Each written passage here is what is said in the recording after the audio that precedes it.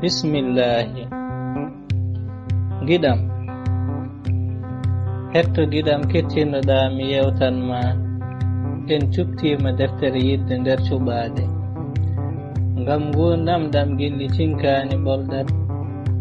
ngam hakkunde nde gilli laalɗani kaali ngarat ngam gondigu ngu gilli ndenani jurum dogat mi jooɗo mi ferlo funnange yeeso am huccita jomiraɗo tedduɗo ceniɗo mi nodda ballal mi toro windude rego newaki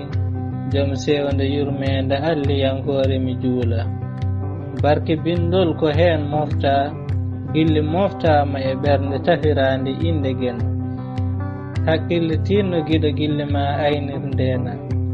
welsindade dokkal jomiraɗo hanani fota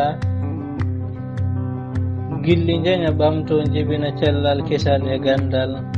yebare fandinde dokkal ngeno janje mum ko nimsa rafiji kala ɓamtima koɗima ndumima e nose bo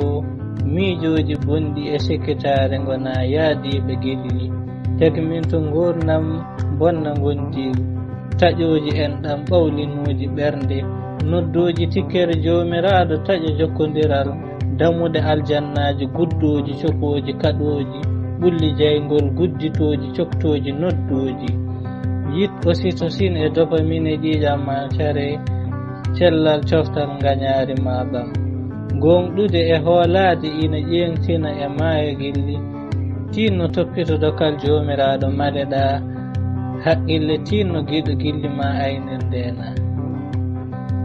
belal yaya ba aten hebbiya